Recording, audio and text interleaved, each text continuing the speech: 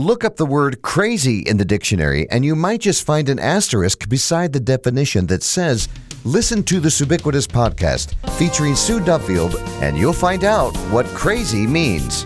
Sue's travelogue journey of unfiltered stories, impossible miracles, and faith-filled fun will be revisited right here. So buckle up, and let's get going with this humorous travelogue of an unfiltered saint, Suebiquitous. It's mid-January 2022. Can you believe it? No, I can't either. Where in the world are the days going? Well, back in the old days, I say this because they're not that far away, but back in the day, it seemed like Jeff and I were very busy in the month of January doing a lot of retreats, couples retreats, and that kind of thing. We are going to highlight one of our favorite retreat centers in the nation. It's called Cove Ministries, a year-round Christian retreat center located on the headwaters of Chesapeake Bay in Northeast Maryland. You know, since 1946, people have been coming to Sandy Cove with many different needs and hopes and anticipation of a special time away with God. Well, the Duffields actually even have a long history. We've been attending and speaking and leading worship there since the 80s. So in addition to hosting hundreds of church groups, Sandy Cove continues to provide programs for families, adults, and children. And it's my honor to have the president of Sandy Cove today, Mr. Stephen Weaver. Well, Stephen Weaver, I remember the very first day that I met you. You don't remember meeting me, I guarantee this, but I saw you walked across the room and Candy Davison, who at the time was the women's ministry leader at Sandy Cove, said to me, "Oh, wow, look at that." And I said, "What?" She goes, "Stephen Weaver, what a great guy." And I thought, this is going to be good. What a ride you have had, and how many years now? Yeah, so my story with Sandy Cove originates back as a camper at Sandy Hill, which it was a camp that was run as a boys and girls camp on the Elk River, about 5 miles from where I am currently. So I went there 2 summers as just a week of camp, one of which was kind of where, despite growing up in a church and a Christian home, that was really where my faith became real for me. And so that played a very obviously significant role and was where my faith journey really started.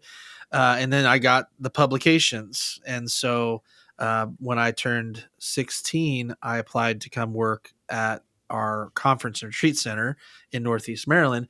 And so that would have been the summer of 1990 that I came on in the food service.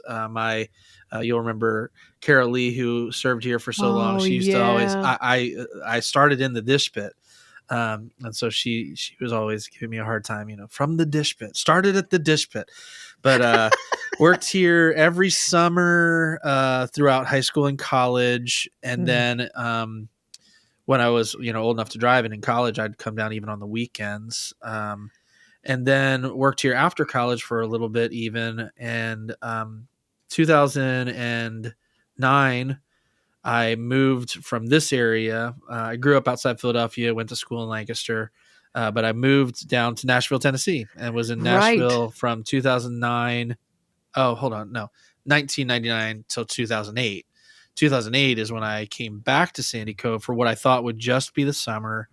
And at the end of that summer, the then CEO and President Mark P. Fisher asked me to stick around, where I got the joy and privilege of working with people like Candy Davison doing programming. Did that for about 6 years. When Mark left, I realized I was either going to get a new boss that might not like me or I might not like them. In January, I went to a seminar that God just started stirring some stuff up inside of me. Wow. I met with a guy who gave the seminar, who then became a mentor to me. And I really kind of felt pressed to put my name in the ring. And August of that year, which was 2014, was when the board invited me on to lead the ministries here in the role of CEO and president. Just like I planned it. Just like you planned it. You were, you had that dream when you were just 16 years old. If I could just get in at the dish pit, I know I can stick it out and make it to CEO. Just about everyone that I've interviewed that's in a level of CEO or COO or whatever always seems to go back to a childhood involvement of a ministry such as yours, it blows my mind. It's like they've worked through the ranks. You Yeah. start in the kitchen, and then the next thing you know, you're president of the company. If I wasn't doing this here, like I don't know that I could do it somewhere else, because for me, all the connect points to Sandy Cove are so unique, and they're ingrained in my story. And there's incredible camps and conference centers that I know of because of what I do. And I think I don't know how it'd go there, and I don't know how it would be genuine for me somewhere else. And so Right. it is just I'm spoiled, and I recognize that Yeah. it's a privilege to get to have a rich history Right. and lead in a context where I got to watch a lot of our history, but also I'm a product of it. My Hmm. life was changed because of it. And so that, yeah, it cuts deep for sure.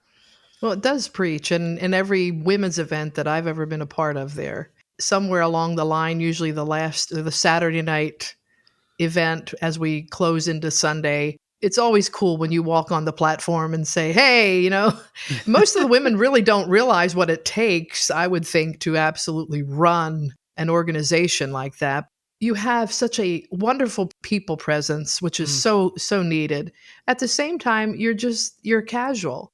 How many years Sandy Cove has been? It's over Yeah, 100 so, years, isn't it? we just celebrated 75 years All right, for Sandy 75. Cove, and 90 years of Morning Cheer, which was kind of the founders' The radio Palmers, broadcast where yeah. everything came out of. In my storyline, I can tell you that the things I learned as a kid at Sandy Cove prepared me for what God had me do in Nashville.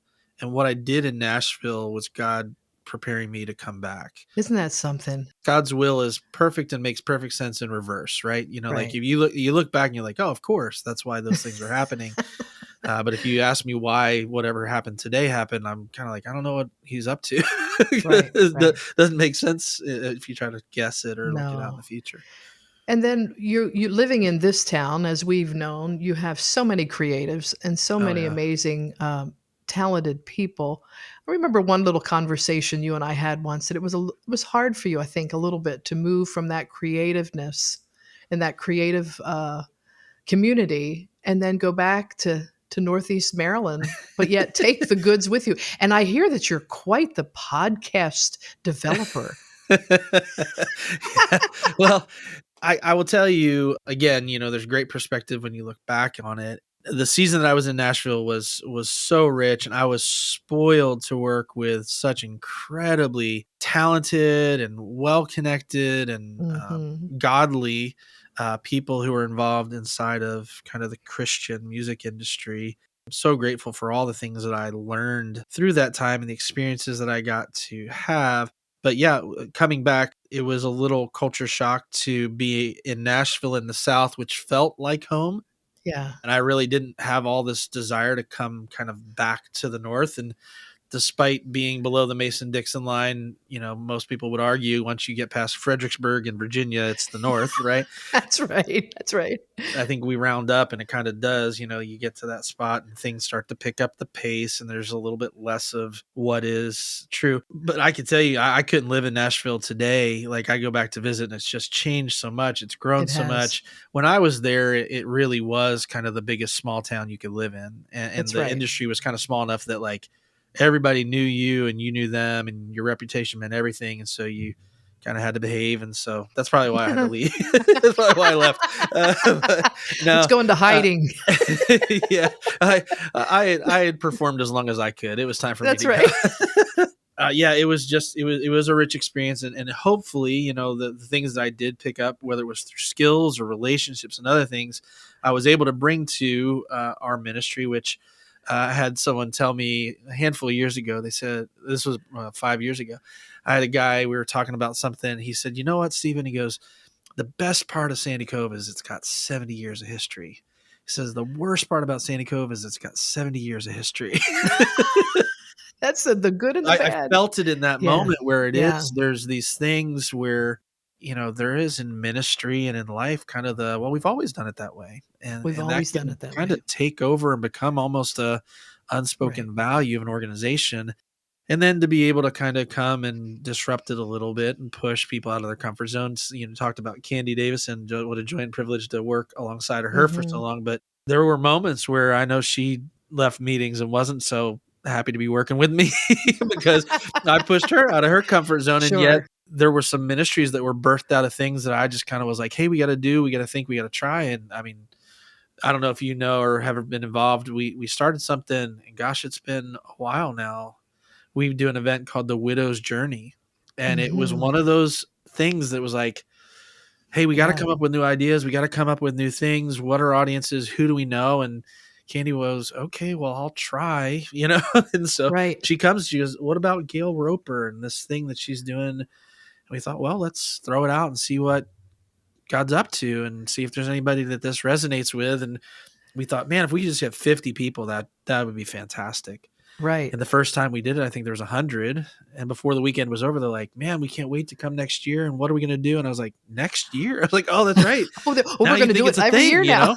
And so, yeah, it's become an annualized I event love that. that Yeah. was really birthed out of pushing each other and That's being right. creative. So hopefully some of the creative stuff that was normative in Nashville in my time there, hopefully I've been able to bring and introduce that to our organization, and hopefully we're better for it. So Right. Well, we're always trying, and you're creative, and our brains are wired differently than the number crunchers. sure. But at the same time, we have to pay attention to the analytics of the numbers and go all of that. So we work through this delicate balance. I remember one year at Sandy Cove, we did a women's ministry forum. This was, I think, maybe Sandy Atler was still there. I'm not sure, as the CEO, but that was just an idea that Candy had, and I think she involved several local speakers like myself at the time, and we talked about an opportunity to have other women speakers, other women writers to just come for a weekend and just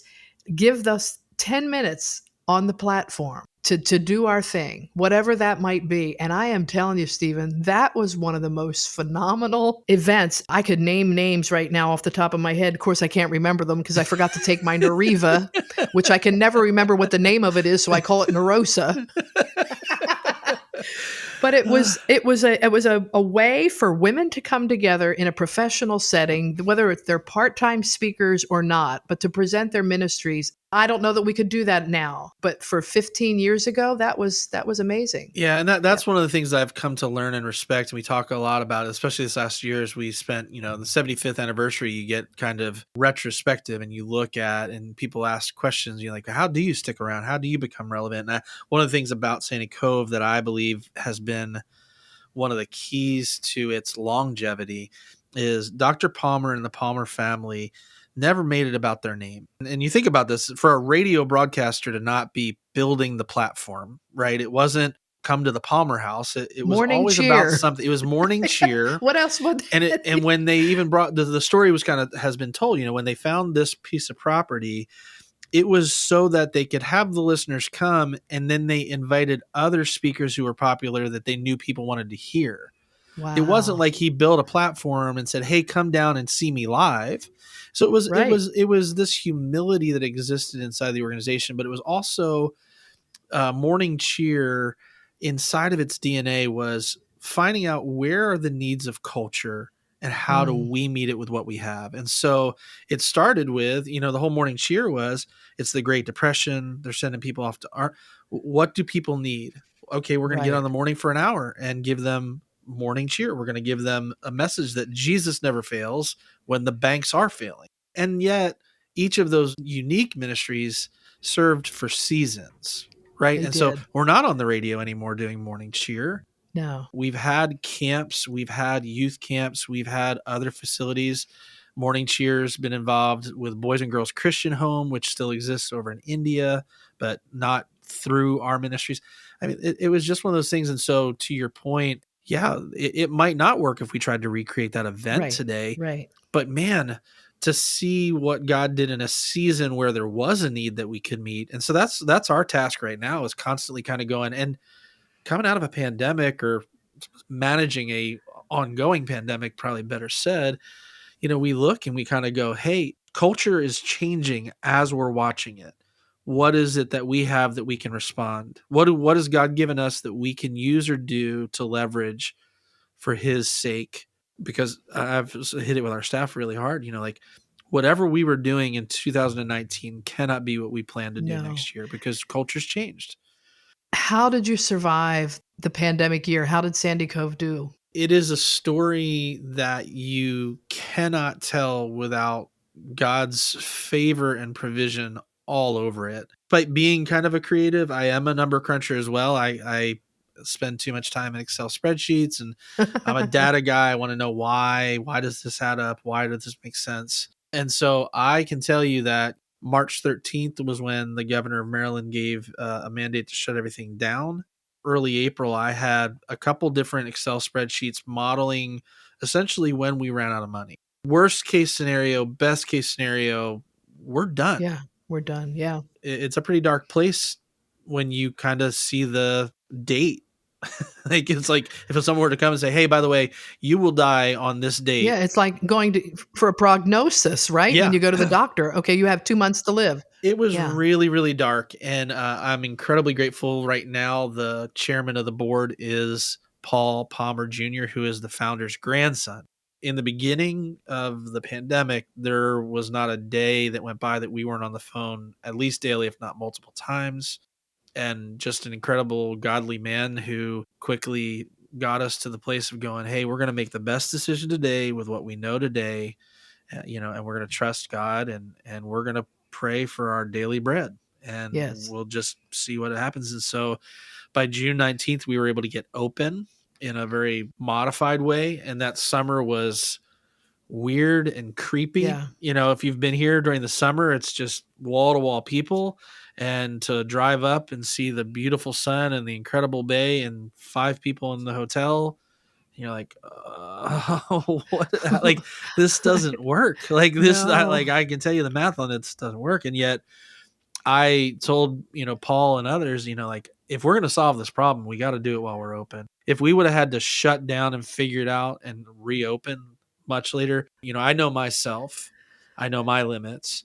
If we have to shut down and reopen, I'll manage our shutdown, but I'm not your guy to reopen. I will not have it in me to start over. And thankfully, God just had other plans. Obviously, the government had provided a lot of different ways in which to respond, which we were the benefactors of. And so Exactly. a lion's share of how we managed that first year was through government. And then the people who love Sandy Cove and send money and donations, much like they did for the purchase of the property, just showed up in such big ways. And the other crazy part, again, I don't know if this will translate, and it's too nerdy to understand our business model because we are a fees for services conference center. Sure. But essentially, one of the major benefactors and investors in our ministry was essentially our groups who had made reservations, whose events got canceled, and they didn't ask for their money back. Oh, and so man. the amount of people and ministries alongside of us, churches alongside of us, that essentially granted us microloans. They did. Oh, they did. We would not be open had that not been a part of the story. So you have donors, you have microloans, you have government, and then God just showed up in some crazy big ways that we never would have imagined. In December of that year, we generally would shut down to do renovations. The business model wasn't there for it. And so we just kind of shut down anyway. COVID was roaring. And so there are all these things which you couldn't do. We had a little bit of a COVID scare in my wife's family where we were planning on going for Christmas. Oh, yeah. And so at the last minute, we were like, hey, we've got no plans for about a month. And my dad happens to have a condo in Miami, and I don't like the cold. And so my wife and I on a Sunday were like, this might be crazy, but do you want to go to Florida for a month? And so kind of we booked it and made it away and kind of went and hid in Florida did some vitamin D therapy and took care of ourselves down there. I was taking the kids down to the pool, putting them in their floaties. And I get a text message from our fundraising director who said, we were just informed to expect a check for $600,000 to come in, which, to my knowledge, definitely during my tenure in this role, hands down the largest gift we've ever received, one-time gift. And, I'm like, okay, kids, I need you just to settle down for 1 second. Daddy needs to make a phone call. And I'm like calling the director. I was like, hey, that text message, like, the number? Like, did you hit the zero too many did you mean to say that? times? Or like, and there's got to be a story here. And there's a story to it that, again, just tells of God's goodness and provision in a way that no one short of God can take credit for. But you look at these moments in time where, in my limited view and my limited faith of kind of like, how in the world are we going to get through all this? God just kept showing up and going like, watch this. Like, this is my ministry. I have got a plan. You are not finished. You are not dismissed. You are not done. The thing that we've asked you to do is to show up and trust me. Right. Just keep doing that. And, oh, man. And gosh, 2 years later, I'm still doing it. I'm showing up today where we have been provided for our needs. We are making improvements to the facility, and yet COVID isn't over. And we have groups that are canceling, and we have groups that are coming, and we have groups that are masking, groups that aren't. And Omicron's here, and we just had a planning meeting about programs for the future, and we went, you know what? If it doesn't make sense, we're not going to do something in March. That's right. But we might be able to do it in June. So we do the best that we can. That's awesome. And God's been, he's just been showing off. That's awesome. And it's grown my faith tremendously. And it'd be it like God, Stephen. Seriously, think about this for a minute. And I am going to wax spiritual on you just for a second. Go for it. You had to remove yourself as a leader and take some time off for yourself and your family to get away from it. And yet, as you stated earlier, it's his ministry, it's God's thing. And you, by pulling away and maybe going away that month, you were able to have a better perspective and at the same time realize that it's going to go on whether you're there or not. And how you're not the first ministry that I've talked to where pastors and ministry leaders and CEOs and even our ministry as well, where we've had to just kind of take a break, regroup, and say, okay, it wasn't a surprise to him that this thing was coming. So the preparation was just a matter of us trying to catch up to him. I use this verse constantly, and I believe it over and over again from Revelation 3:7-8 that says, God opens doors that no man can lock, but he locks doors that no man can open. And Jeff and I are in existence today as a result of unmerited grace and faith that we didn't see anything coming either, but yet God took care of us too. Oh, yeah. I mean, having lived in Nashville and having friends, very close friends who are in all different parts of the music industry and the touring industry, to watch them be crippled by the conditions that were, for us to even be open and operating by June 19th was a miracle in and of itself. Yeah. My best friend is a Grammy-nominated songwriter who kind of right before the pandemic had made the pivot and went to law school as a second career. Wow. Because the industry had changed, and that was pre-pandemic. Pre-pandemic. And so, if I was a touring guy, I was out on the road. I just can't imagine, to get taken out of your legs at the opportunity to do anything. And at the point at which it happened, you couldn't even necessarily pivot to another job because you couldn't do anything. No. I've got some friends who got some harrowing stories, but have made it through. Made it through. That's right. Did you meet Beth in Nashville, or did you meet Beth? No. That's another blessing Sandy Cove bestowed upon me. Well, there you go. So there's a little bit of an age difference for my wife and I, which is also a story that many Sandy Cove couples share in common. Candy has that story as a part of her story too. Right, but I got her beat. I got a bigger distance there. So I came back in 2008. Part of what made it easy and fun for me to travel in Nashville was that I was a single guy. So I wasn't leaving my family. I was kind of doing my own thing. When I came up to Sandy Cove, the first summer I was here, I met Beth. She was at that point finishing up college. And so in my mind, we were just in different stages of life, and that wasn't really, that wasn't even an option. And she will gladly tell you her version of our meeting story and how she was not endeared to me because she believes, potentially rightly so, that I might be too sarcastic I don't necessarily believe that there is such a thing as too sarcastic. And so she didn't understand my sarcasm was what I believed. And so Have you seen that shirt called the National Sarcasm Society?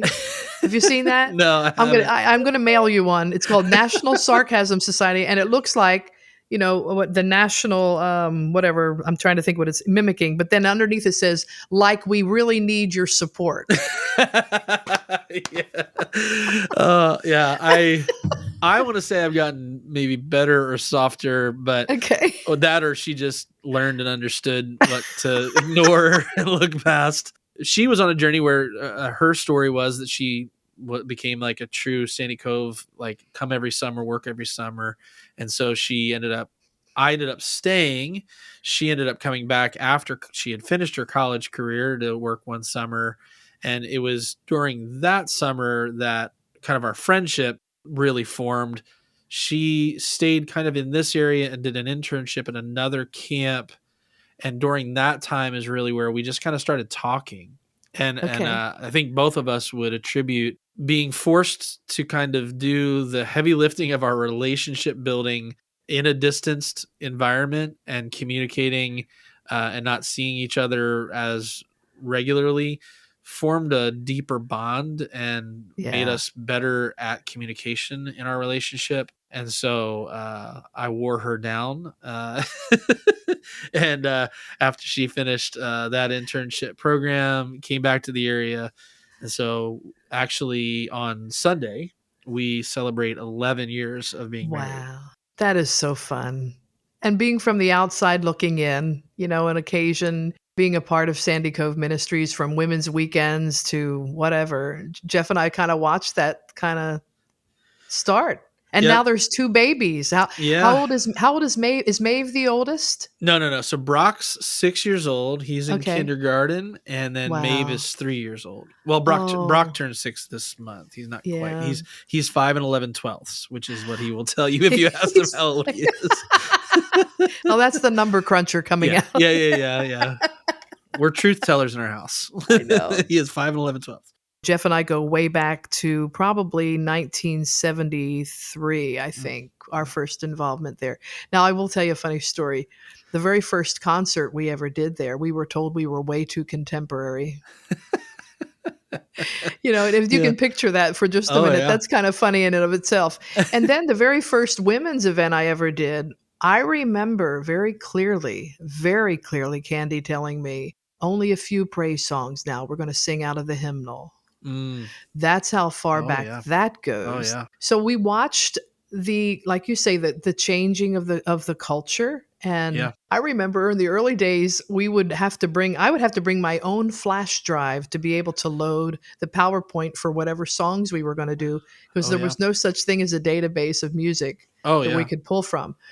So all that to say, there has been more ministry, I think, in the last several years than ever before, because we have, I would say, maybe broadened the borders a little bit more. Also, I've watched other organizations come to Sandy Cove that are bringing their own groups and doing their own thing as well, not just a part of the Sandy Cove ministry process, but actually coming and using the facility, which is great too. We've been really blessed and honored to be able to steward the property that God's given us, to try to keep up with it. And again, like we talked about a little bit earlier, to figure out what is he calling us to respond to? What's happening in culture that we have the shape and the needs that we can meet. And so it has been good to see what God has done over the time.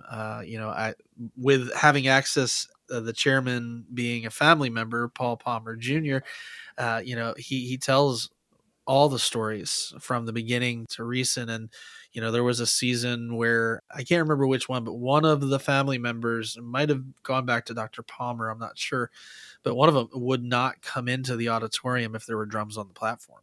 I mean, that was just like, that was really pushing it. That was pushing it. Yeah. And then, to your point now, the integration of what we were able to do with media, both on the property and a lot of the podcast that we started Mhm. was a part of responding to COVID and going, if we're a ministry of place and they take away place, how do we still do ministry? And so we went, gosh, we've been so spoiled with rich content that we have an Mhm. archive of. Could we then take what we have and share that through the mediums of technology? That's right. Just this morning I was reading incredible writing, an old writing, talking about how technology is kind of innocuous, and Mhm. it can be used for good or for evil, and it Right, can it also can. become an idol. And it was so interesting. I read this thing and I flipped back to the front to go, when was this written? It was written in 1979, but it was wildly convicting reading it in 2022 with what really we live in a day and an age where a lot of technology has become idle. But anyway, that to say, there's just so much out there that just like this. I mean, Yeah. who would have thought for you and I to have a No. conversation that can then go beyond when we even are Right. having it for others that might be able to listen in and be blessed by it. And the connection continues, whether it was morning cheer, Yep. 70 some years ago, and that Haddon Heights Yeah. church Yeah. that, Yeah. Yeah. wow, what an amazing ministry that was years ago. Yeah. The people that came out of that church Yeah. in Haddon Heights, New Jersey, Yep. probably will never know, though, Stephen, the impact that the whole organization has had on people, and especially launching into other ministries and the trickle Yeah. down effect of that. Oh yeah, countless amount of times, especially Oh, even in yeah. the camping world. I'll be at professional events, and someone will go, "Oh, the camp that we're at was started by someone who grew up at Sandy Cove Oh, or man. went to Yeah. Hilltop and now is doing X, Y, or Z." And you just kind of go like, "Man, if there was a way to go back in time and capture all of the stories, man, we wouldn't have enough time to tell them all." Well, what I love about your podcast that you're doing, and the name of it is Be Inspired, a Sandy Cove podcast. Yep. Be Inspired, and they can get on any of their podcast Yeah, any platforms and find platform it. should carry it for sure. I loved the last one. I think it was the last one you did with snippets from Ellie LaFaro. Oh Was yeah, that the- yeah. We love Ellie. And again, you have amazing database of speakers and ministry oriented people that have come through that you have recorded and have it. And now, like you say, we've had to relearn. We've had to figure out different ways that we can reach people. This podcast that you're on today, the demographic is basically between the ages of 35 and 65. Most of them are women that are listening. And many of them that are not familiar with Sandy Cove will be. And so I'm hoping that this is a great opportunity that if they'd love to see the Chesapeake in its full fruition, that Chesapeake Bay area is just extraordinary. Beth and I, we travel a good bit, and we go to different places, and I'm always looking for great sunsets. You see all these places. We mostly travel south because we like to be warm and be at beaches. You get these sunsets, and I'll post pictures every once in a while, and my friends will tease me. They're like, "Wow, you went all that way for a sunset?" Like you get that Yes. every day where you were. But yeah, if you've not been to Sandy Cove, you need to come and make sure you catch a sunset, because it is to be in an East Coast location that, because we're on the eastern shore of the river that we're on, we get a phenomenal sunset. It's a special place. It's hallowed grounds. And I've said countless contexts, like, I don't know exactly what it is that is the formula to the fact that hundreds of thousands of people have heard from God while here. But because that's happened, that means something. That's special. And so, if someone told me like, "Hey, did you know that 20,000 people met somebody if they stood in this place?" Like, I think I might go stand in that place if I want to meet that guy. Sure. In Nashville, there were a few coffee shops that, like, if you wanted to meet certain artists, That's just sit in right. that coffee shop long enough, they're coming through. I'll tell you at that time, there was a freestanding Starbucks in Cool Springs that, Right. if you sat there for 8 hours, you would You'd see somebody. everybody who was on every record label, come and go. The coolest one for me, because I grew up with a little bit older parents, and so and I don't know if this might ruffle feathers. I apologize. That's okay. In advance, but we actually watched Hee Haw in my house, and so there were it. two guys from Hee Haw that were regulars at the Cool Springs Starbucks, and I just got as giddy as a little school. like I'd walk in and I'd see them, and I'm like, oh my gosh, if my dad can see me now. Never said anything to him because I was mortified, but I'm thinking, this is such a big deal. Like everybody was like taken by like the big stars, and here I am going, they were on hee-haw. Yeah, but there was hee-haw. I love it. We all have that thing. Yep, we all got our story. And it just goes back again to our heart and our passion and what touched us as young kids, what touched us and moved us. And now, you're in a scenario where, of course, this town is loaded, like you say, with all kinds of people. But isn't it really cool, though, when you think about it for a minute, that now we're in a position where you're hosting some of these names. Yeah. And then you get a chance to see their lives and see what they're about. Yeah. At the same time, I think it's almost like a double blessing that you're getting, because now you're able to associate with some of the best speakers in the world and some of the most amazing, talented, gifted people. At the same time, you're a real person, Stephen. You're not some unapproachable personality, It is funny that every once in a while there'll be like a phone call or an email, and someone kind of who obviously doesn't know our organization or me by any means, kind of has this kind of like sense of like reverence or like untouchability. Like, could I get on his calendar? I just love to get it. I don't know if he's open to the, I'm like, if you catch the Starbucks in Elkton, you're going to catch me. Apparently I'm the guy. I'm not the hee-haw guy, but I'm the guy. Reverend you don't have to go far. Weaver available? Yeah. It's hard for me to think in the context of holding a position, because I kind of walk in every day headed for the dish pit thinking that's where I'm supposed to be. Right. And then I'm like, that's right. I'm supposed to go to the president's office and do that today. So I have been spoiled to be around some influential people. And it is a double blessing for people whose work meant something to you and blessed you when they were anonymous, to then become someone who is known. And then, in the weirdest transition, and there's been a few of them, you count among friends, and it's just it's just the weirdest thing, and then to get to know how incredibly humble they are, and you go like, oh man, it's surreal. There's parts of my life that are incredibly surreal. And we can all learn from that. Thank you, Stephen, for your time. I know you're a busy man. Thank you for helping me with this podcast. And I understand you have kind of a background in that, right? When I was a young kid and I trying to get out of the dish pit, I think part of it was I just kind of followed around the techie people because I liked sound and learning things. And one summer actually was, I think, my job to like set up the sound systems for different groups, and eventually, even like running the board when the speakers and the choraleiros were doing stuff. And so I was always around it, kind of hacking my way through it. And when I went to the first school I went to, I ended up as a communications broadcast major. And I kind of thought, I'm going to go into radio. That's what I'll do for a living. Sure. You got to do radio for a little while. And I was like, I don't want to do this for the rest of my life. And then, so then it like launched me into a journey of what am I going to do with my life? And I ended up in Nashville. And then it was like, oh, well, do you know how to do this? And I was like, well, yeah, I kind of do. And so whether it was like, I was a musician, so I knew how to restring guitars, so I would do that. And then I learned how to set up sound systems. So I did that. So there was all these stories of how God had prepared me one before the other. But now that I'm in this thing where it's like, hey, I need to do a podcast. I'm like, where do I plug this in, and how do I push?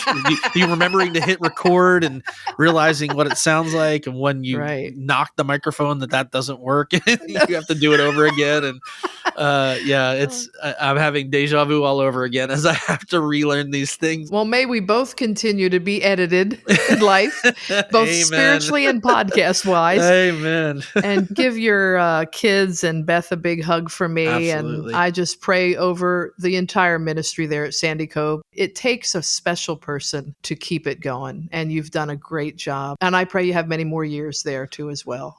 Oh, I appreciate that. I would love that. I'm learning the difference between being a sprinter and a marathoner. Oh, yeah. And I'm realizing that in my role, most of the change I see, it takes 8 to 10 years. And so I'd love to see more change, but I realize that's going to take more time. And so I'd be honored if I get to do this longer, and grateful for the fact that God's allowed not only for this ministry to be a part of my history and DNA, but that he's allowed me to come back and contribute and used me. And it's just a special thing. I realize not everybody gets this. It is special. I'm grateful for it. You know, Stephen, you do get it. And we love that you get it. He continues to have such a deep appreciation and love for the rich legacy of the ministry of Sandy Cove, and it shows big time. We've been highlighting men with special gifts in the month of January, men who have had great accolades, but yet as a family man, wow, that's their biggest accomplishment. The stories behind the people in their ministry gives us all such hope that God always has a plan for our lives. And thanks again for your continual support in helping us make this podcast a great outreach. Get on SueDuffield.com. We'll see you next week.